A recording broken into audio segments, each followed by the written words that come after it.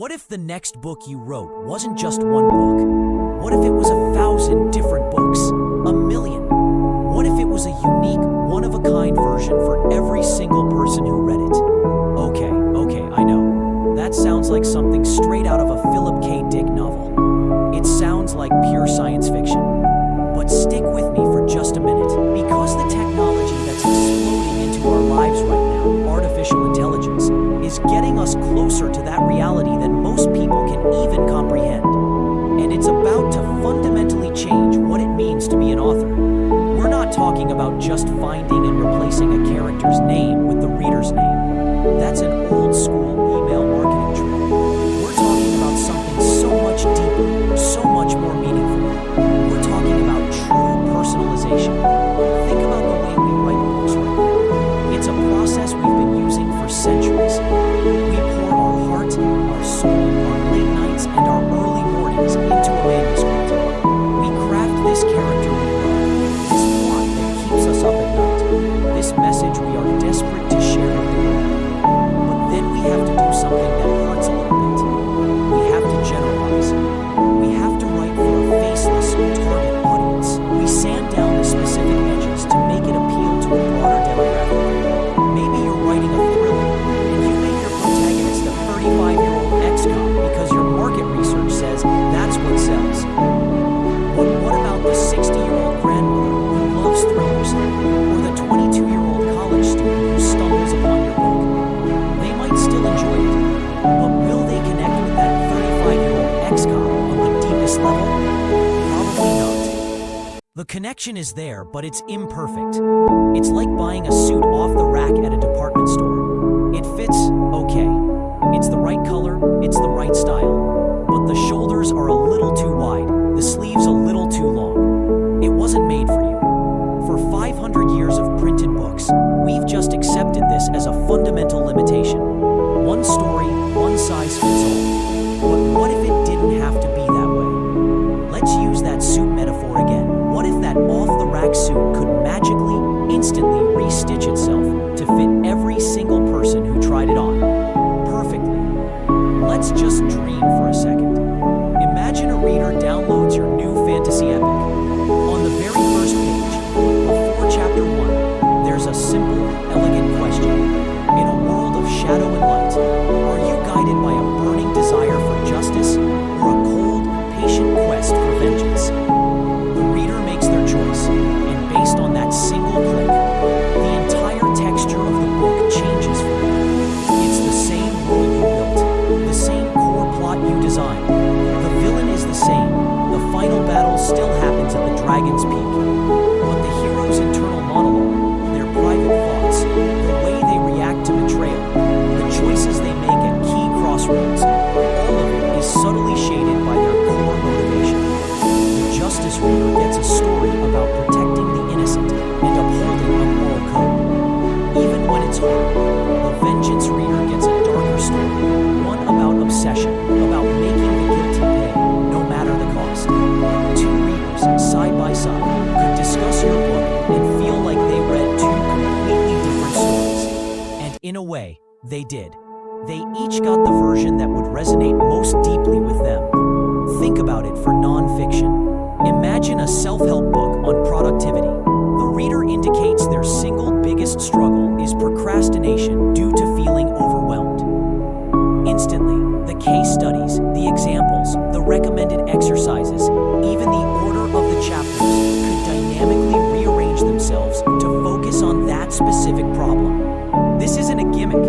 This is the holy grail of reader connection. It's creating an experience so personal, so tailored, that the reader feels seen. They feel understood.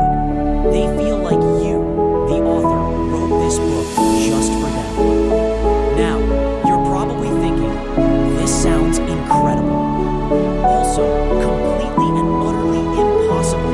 Who on earth has the time to write, edit, and manage 1,000 different versions of their book? And you'd be right. A human author, working alone, could never do this. This is the moment where AI walks on stage. This is the breakthrough. We need to stop thinking of AI as just a robot that writes for us.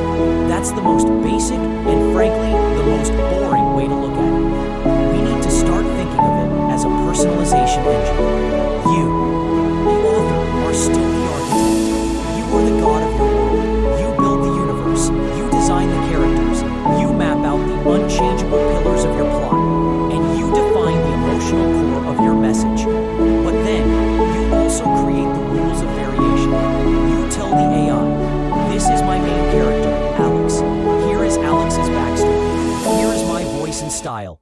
Now, if a reader indicates they value logic over emotion, then in Chapter 3, when Alex faces a moral dilemma, generate a version of the scene where Alex's internal monologue is analytical and focused on outcomes. If the reader values emotion over logic, generate a version where the monologue is full of angst, fear, and a pull towards a gut feeling. The AI becomes your infinitely powerful, infinitely patient collaborator. It takes your rules, your characters, and your plot, and it does the mind-numbing heavy lifting of generating all the high-quality, nuanced variations.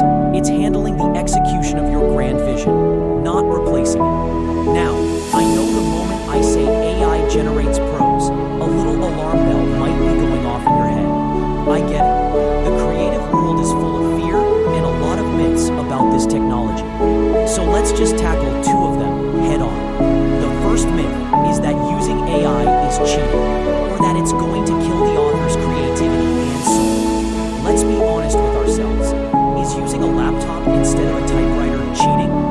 Is using spell check killing your creative spirit? Of course not. They are tools that remove friction and allow you to focus on what matters, the story. AI is just the next evolution of that, a tool. And frankly, dreaming up these personalization pathways, these narrative branches, these deep psychological rules for your characters, that takes an incredible amount of creativity. It forces you to understand your own story on a level you never have before. The AI isn't the source of creativity, it's the amplifier for yours. The second myth is that all AI writing is generic, robotic, and soulless. And you know what? That can be true. If you treat AI like a vending machine, if you put in a lazy, one-sentence prompt, you're going to get back generic, soulless garbage. Garbage in, garbage out. But the soul of a story doesn't come from the AI. The soul comes from you. It comes from your unique voice, your ideas, your emotional intent, your life experiences. When you learn how to properly prompt it, how to guide it, how to train it on your own style, and use it for sophisticated tasks like this, it stops being a generic robot. It becomes a mirror, reflecting your creativity at a scale you could never achieve alone. It's a paintbrush that learns to paint in your exact style. So let's bring this all back down to earth. What does this mean for you, an author trying to make their mark today? In a world where over 1 million new books are published on Amazon every single year, all screaming for attention, how do you possibly stand out? You don't stand out by shouting louder than everyone else. You stand out by leaning in and whispering something personal, something meaningful, directly into your reader's ear. This is the ultimate benefit, creating an unshakable, unforgettable reader experience. When a reader has an experience this personal, they don't just become a customer who bought your book. They become a true fan, an evangelist. They're the ones leaving 5-star reviews that say, "It felt like this book was written just for me." They're the ones telling all their friends, "You have to read this." This isn't just about selling more books. It's about making a deeper impact. It's about forging a bond with your readers that transcends the pages and creates a loyal community around your work. And here's the best part. You don't have to wait for some far-off future to start. The principles of personalization can be applied right now. We can use AI today to rapidly create different versions of a short story to see which one resonates more. We can create personalized bonus epilogues for our email subscribers. We can brainstorm 10 different backstories for a character and choose the one that best fits the emotional arc we want. The journey begins now by learning to use these new tools, not just to write faster, but to write smarter.